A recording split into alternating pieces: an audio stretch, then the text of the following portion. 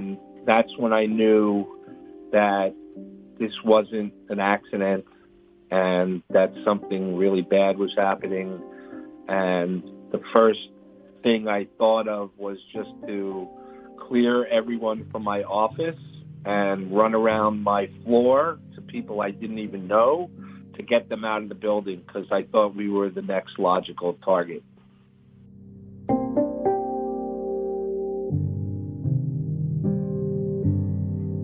I mean, basically when I got home that day, we decided that New York, even though it's a place where I grew up and, you know, still love to this day, was just not going to be the ultimate safe place to bring up our family.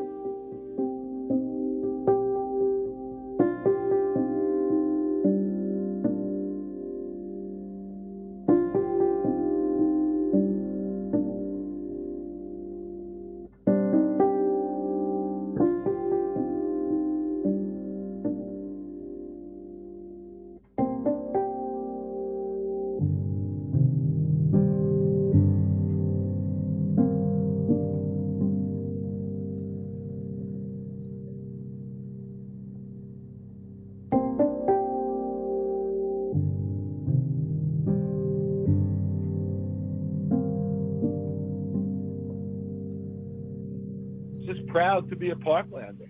That's my thrust.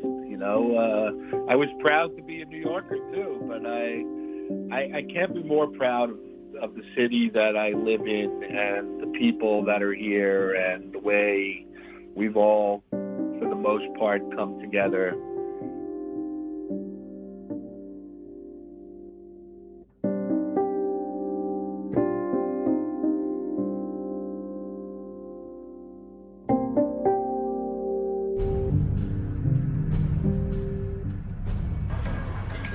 According to Business Insider, people who survived the deadliest mass shooting in U.S. history at the Route 91 Harvest Festival in Las Vegas in October of 2017 reportedly were present at the shooting at a college bar in Thousand Oaks, California. The shooting at the Borderline Bar and Grill left 13 people, including the gunman and a police officer, dead. In a strange twist, the Las Vegas massacre has a connection to Orlando, Florida, scene of the mass murder last year at the Pulse nightclub. Where I was at right here, we seen there were 3 white men in military fatigues taking off. Their account matches the original report from Southern California's Fox 11, which tweeted that police were searching for 3 white males dressed in military gear.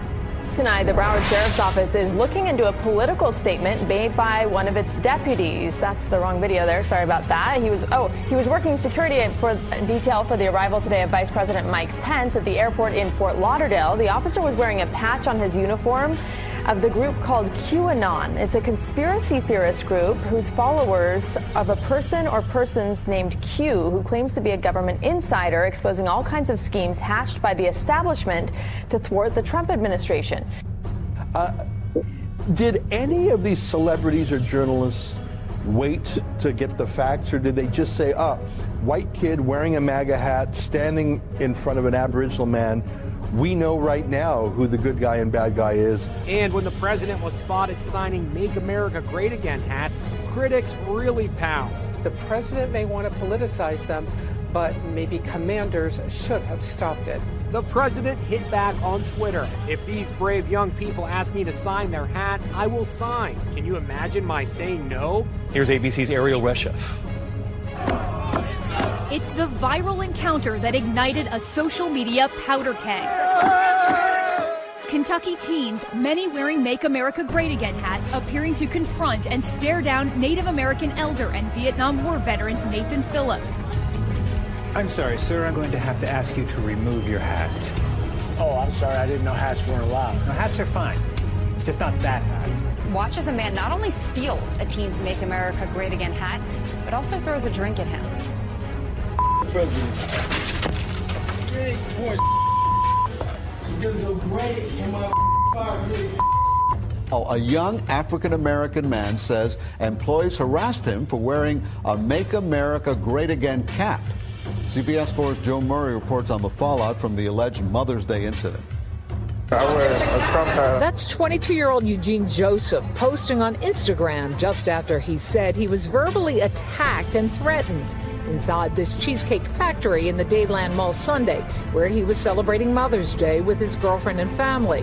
Joeseph is a huge fan of President Donald Trump and was wearing his usual red Make America Great Again hat. Just because I wore Trump hat. Joseph said some of the Cheesecake Factory workers were so bothered by his hat, they indicated they'd hit him. That's the hat that you were wearing that she said represented fascists? Well, the Make America Great Again hats were the one she said represented fascism.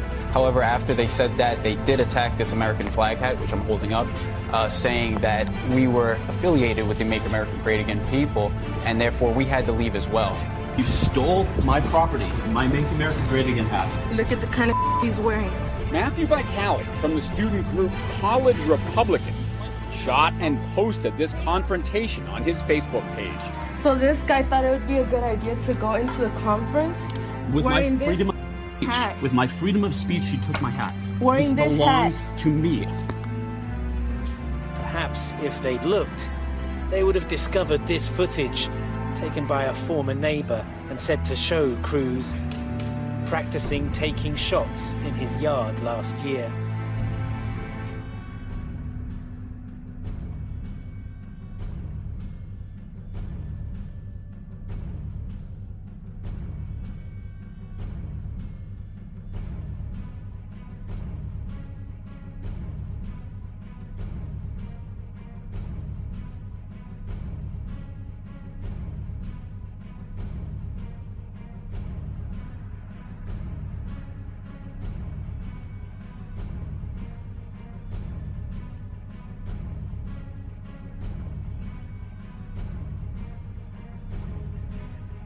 Threats, guns, and a new law aimed at stopping violence. Nearly 5 months after Florida passed a measure that lets law enforcement take away gun rights, I-Team investigator Katie Legrone discovers how often it's being used and why some of these cases aren't so black and white.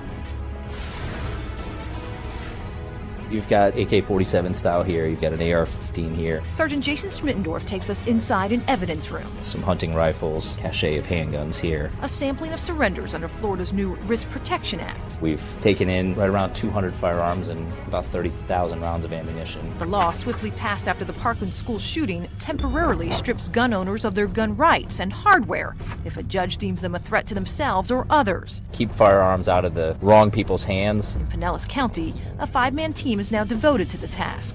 So far, they've filed 64 risk protection petitions, second only to Broward. It is a constitutional right to keep and bear arms, and when you are asking the court to deprive somebody of that right, we need to make sure that we're making good decisions, right decisions, and the circumstances warrant it. Statewide, we've learned risk protection cases now total over 450. Concealed license firearm holders make up just over a quarter of them. I think we're doing this because it makes us feel safer. But what's wrong with that? It violates the Constitution. Attorney Kendra Paris believes after 4.5 months, Florida's version of the red flag law is starting to reveal some disturbing gray. These are individuals who are often basically exercising their First Amendment rights online. Maybe it was odious, maybe people didn't like it, but they were hit with the risk protection order because of it.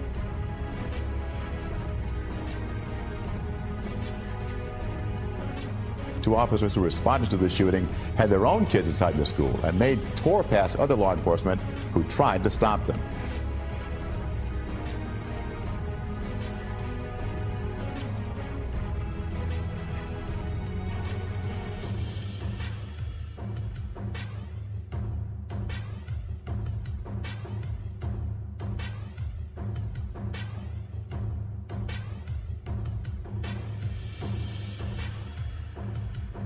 Wisconsin Sheriff David Clark, who this week warned that enforcing any gun laws that would deprive Americans of the right to bear arms could lead to a second American Revolution. Sheriff, you've been very vocal, and by the way, I absolutely agree with you. If you wait for 911, then shame on you. You've got to arm yourself and defend yourself once you educate yourself. But what's this whole idea of a second revolution? Where's that coming from? Well, the question was, would I participate in assisting the feds coming into states and going into homes and taking everybody's gun away? And I said, I would not be a part of something like that. And I said, one of the reasons is I wouldn't want to get shot, because the American people are only going to put up with so much before they push back.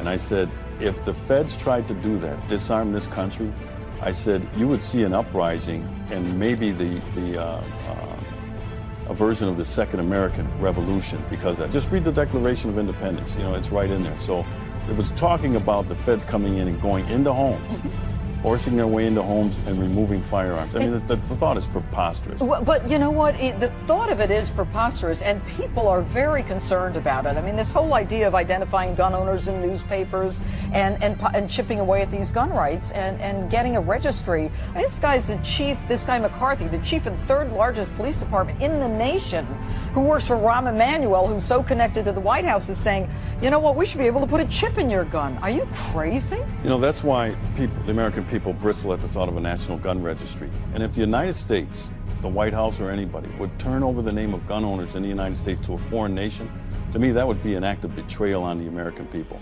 If the Mexican government deserves anything, it's more facts surrounding, as you opened up with, Fast and Furious, where the United States of America funneled guns across the border into a sovereign nation, into the hands of drug lords, and now those guns are being used to kill Mexican citizens. They should be demanding more answers about that. I agree with you.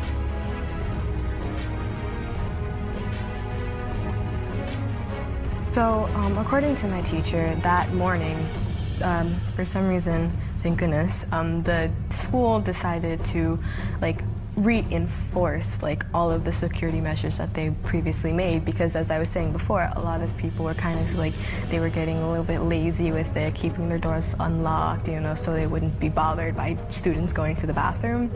But this time, they made sure, every door has to be locked.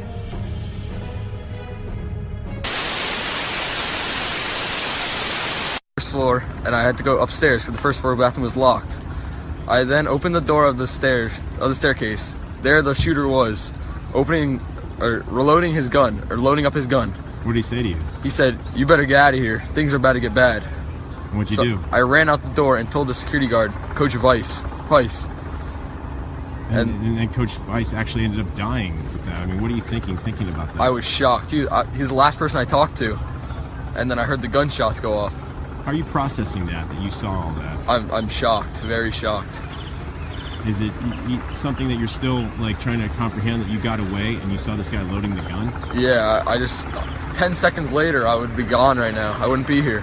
Told us in February. And then I opened the staircase door, and there the kid was, loading up his gun. And he said something to me. He said, "You better get out of here. Things are going to get messy." Look at this timeline. That green dot moving swiftly out the east doors is McKenna running for his life. And then I ran to the security guard, Coach Weiss.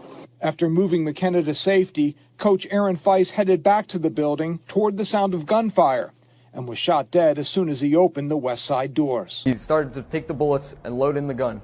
I froze. He then said to me, "Get out of here. It's going to start getting messy." Where was he loading his gun? On the stairwell, the bottom stairwell. He took it out of a gun case that kind of looked like a guitar case. Why do you think he spared you? I don't think he was fully reloaded yet. I don't think his bullets were in.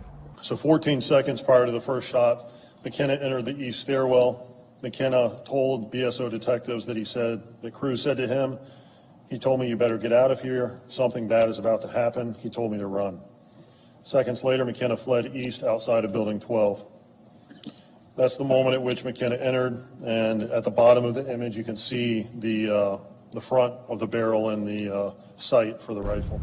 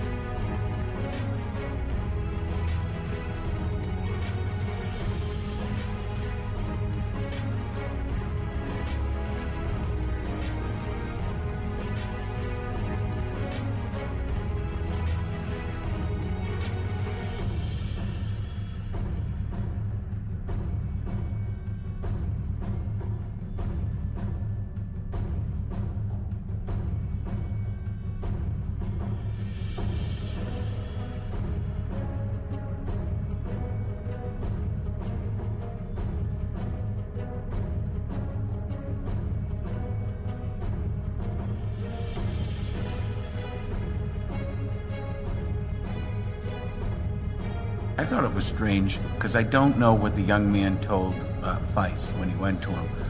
But I just thought it was strange that as he went back to Building 12, he brought the kid back with him.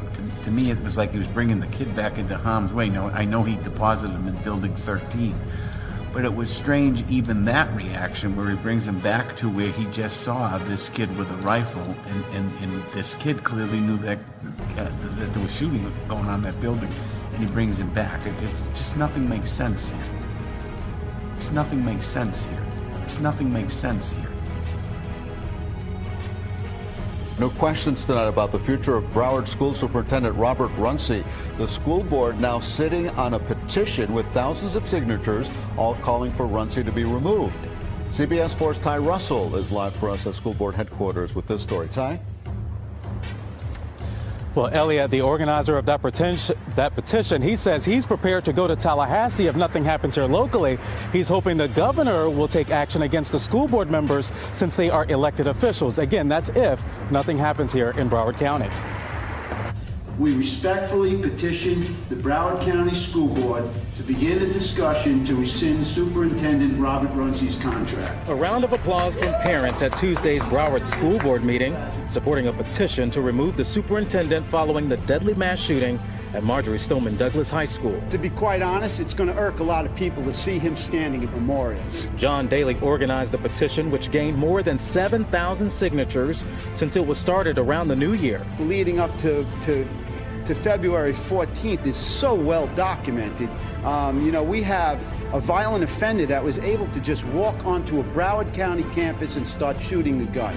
That should never happen. Superintendent Runcie has been credited with improving school grades and helping make technology advancements. But since 17 people were killed in Parkland nearly a year ago, he has been under the microscope. Nothing has changed since then to protect our kids, but in other counties in the state of Florida, they are taking precautions to protect the kids. Other members of the group Concerned Citizens of Broward County stood outside the school board building with signs like "Runcie, let our kids die," and another that stated "Oust Runcie."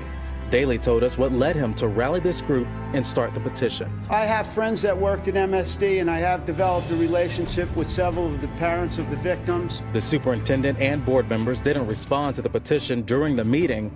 However, he released a statement saying in part, "I renew my resolve and take steps to make every school in our district safer and more secure than it was the day before." He went on to say, "The community needs stability in school district leadership, increased resources, and support. That is what our school board members, our entire district, and I are focused on providing." And tonight, the district has not said whether it will discuss any future meetings when it comes to the superintendent's contract. We are live tonight in Broward County. I'm Ty Russell, CBS 4 News Tonight. Well, I think that we need to talk about timely responses. We know that this massacre occurred, that the shooting stopped in 3 minutes and 33 seconds, that it took 69 seconds for the first law enforcement officer to be dispatched. And in that 69 seconds, 22 individuals were shot and or killed in the 1200 building.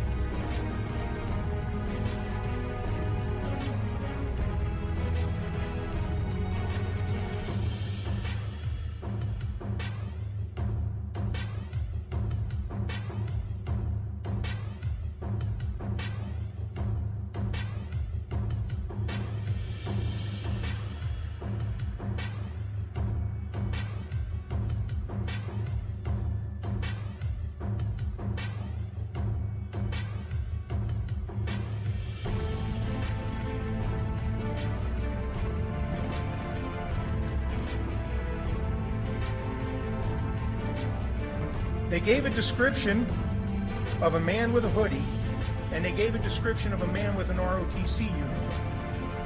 So they had all that information available to them before or right as Mazzy's group was making entry into the school. He assisted in detaining multiple students in ROTC uniforms based on the description. So you'll see as this plays out, it's important to note, BSO largely operated under the premise that the suspect was wearing an ROTC uniform. So a light blue shirt and a dark blue uniform pant. Whereas we know Cruz is wearing a burgundy polo with an ROTC logo and dark pants. And she's like, grab a book, maybe it'll help, grab a book. I held a book, I grabbed like any book I could find. I wasn't really concerned. I held it up.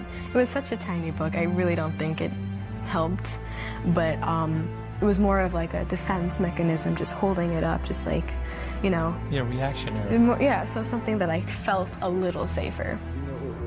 Not initially, no, because I was under the impression there was multiple of them because of how many shots were being fired. A lot of days, and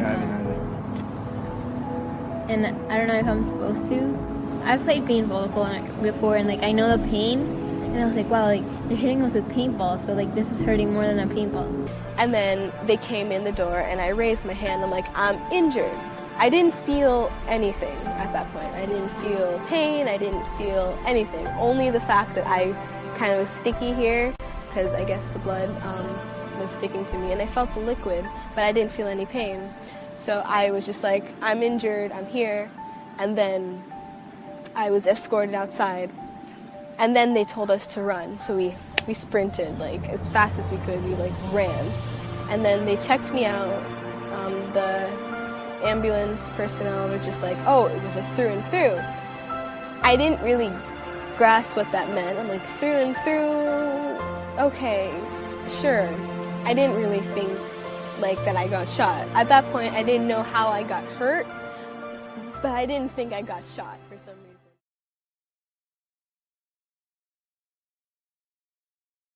And then I went to bed because I had to, it was like 1 in the morning, and I had to go, and we had to do the interview with NBC that morning at like 6. So, so they discharged you? Yeah, they discharged me at like 7:30-ish. I wasn't in there for a long time. We turn now to a young woman named Samantha Grady. She's a junior at that high school, and Samantha was hiding in a classroom, was actually grazed by bullets.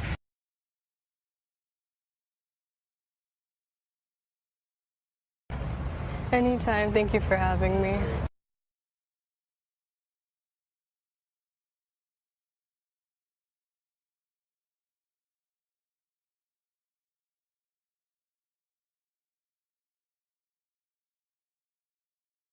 Well, I saw the face of the shooter, but it didn't look like him because I haven't seen him since like 7th grade, and he was also wearing glasses and a hat, so I couldn't really see his face.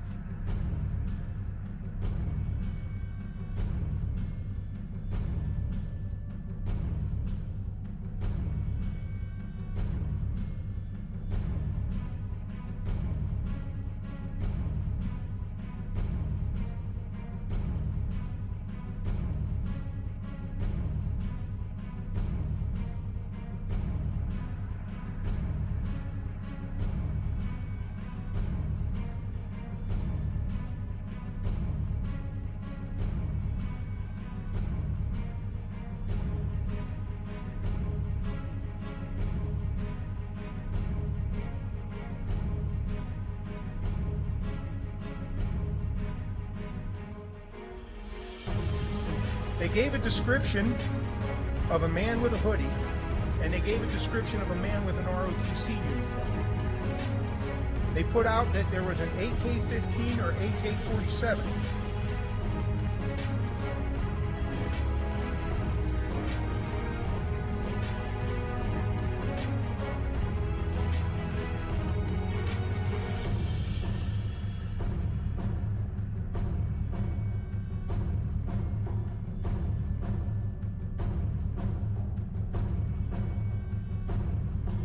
And then there is the incredible description of the final moments of MSD Athletic Director Chris Hickson. He had run toward the shooter in a daring attempt to save lives and was shot in the leg. The shooter then walked over to Hickson and shot him again. Coral Springs police officer Brian Wilkins said he saw Hickson still alive. The documents then say Officer Wilkins got emotional telling the rest of the story. He says when Hickson finally saw the police, he, quote, hit the ground, almost like the cavalry is here, now I can let go. Hickson was taken out of the building, but died on the way to the hospital.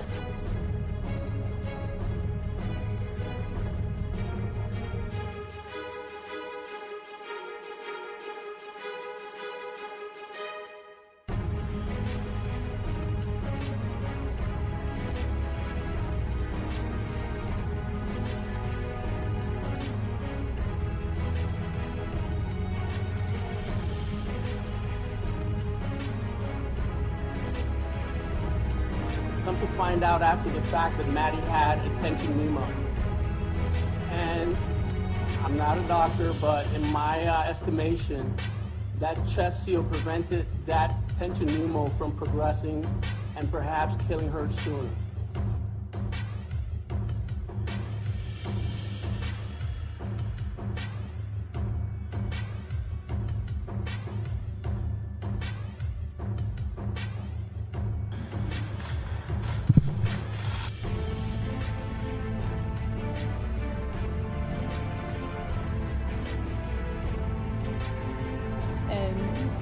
The fire alarm rang, and we thought it was like, oh, just another drill, and then we just started hearing gunshots, and we didn't take it that seriously because the school said that they were going to let out blanks, so we were just laughing about it. And then so you were hearing that there was going to be some sort of real life drill happening at school today, so you didn't think anything of it? No, I didn't think that much of it because I was on the second floor and I was really scared because they were knocking on the door and jiggling door handles. We're supposed to think that they're not the police and they're actually the shooters. We're supposed to think that they're not the police and they're actually the shooters. We're supposed to think that they're not the police and they're actually the shooters.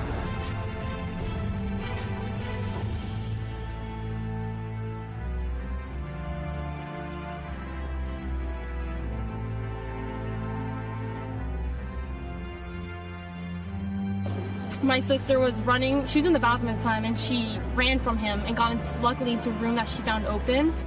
I finally got a hold of my sister, Mackenzie. He was on the second floor bathroom, got into a door safely, and the teacher, they're not allowed to open the door for a policy on code red, but he luckily did, and he saved her. At what point did you realize, was it when you realized how late in the day it was, that this was no longer a drill, this was real? At 2:41. This was no longer a drill, this was real? At 2:41. This was no longer a drill, this was real? At 2:41. Our school was closed, basically.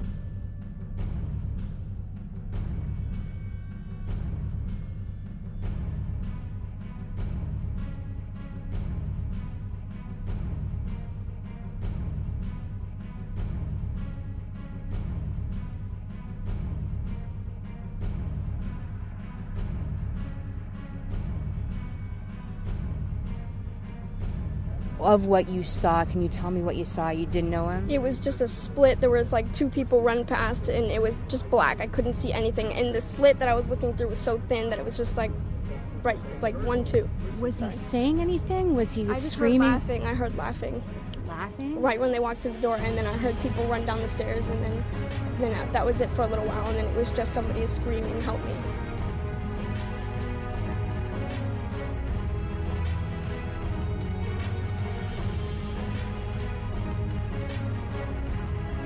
And I'm staring at him thinking, why is the police here?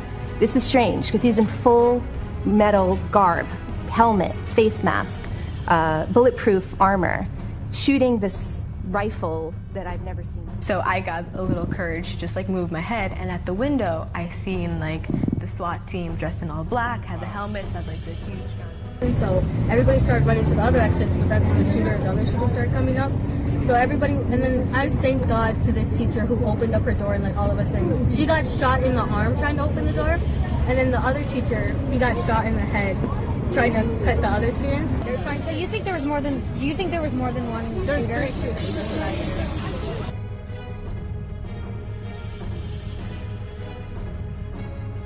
19-year-old young man with trouble. I didn't know that at the time because he had a mask on, so I didn't know who it was. I just saw a guy with a gun shooting at my kid.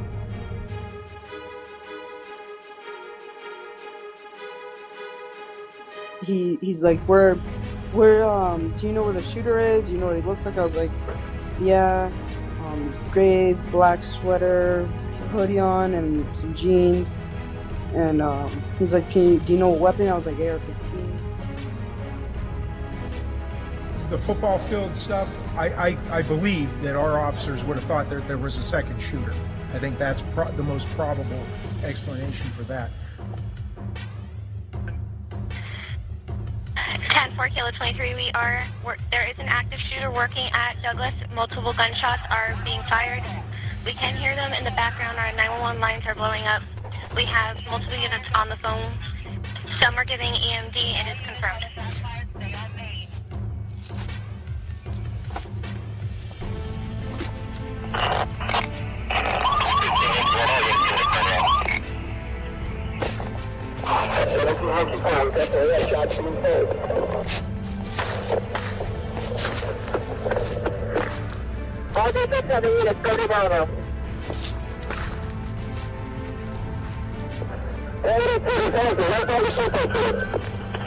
The football field stuff, I believe that our officers would have thought that there was a second shooter. I think that's the most probable explanation for that.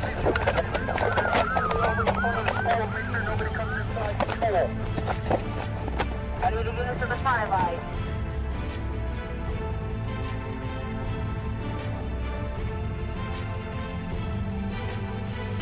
Bravo 3, we need somebody to shut down Holmberg at Pine Island. Unit to shut down Holmberg, advise. Holmberg shut down. We're up on building 13 of the 900 building. We have shots fired. I'm trying February to get 14th, I actually was on the opposite side of school.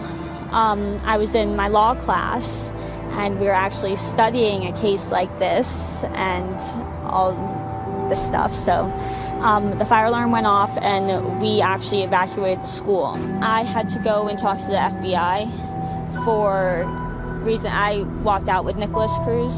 I was actually on the phone with my mom trying to find Meadow, and he was right behind me. I actually was in the bathroom at the moment, and I came back to my classroom and I knocked on the door, and the fire alarm went off, and principal came on the speaker and just said everyone needs to evacuate right now. So that's what we did. As I was going down the stairs, I heard a couple shots fired. Everyone was freaking out, saying that it was a gun. And as we were walking, the whole class together, I actually was speaking to the suspect, Nicholas Cruz. And as I was speaking to him, he seemed very, I don't know what the word I want to say is, but he was trouble in middle school. So I kind of joked to him about it and said, I'm surprised you weren't the one who did it. And he just gave me a huh. So that's really what happened. You were walking down the hall. He had already fired at that time. Yes, sir, with him. Weren't you scared? In the moment I wasn't, because there was obviously definitely another shooter involved, but... Oh, you think he was not the only one? No, definitely not. Why do you say that? Because when shots were fired, I saw him after the fact. So, and the shots were coming from the other part of the building. So there definitely had to be two shooters involved, I believe. That's the first I've heard of that. Did you see any other students who were wounded? No, sir.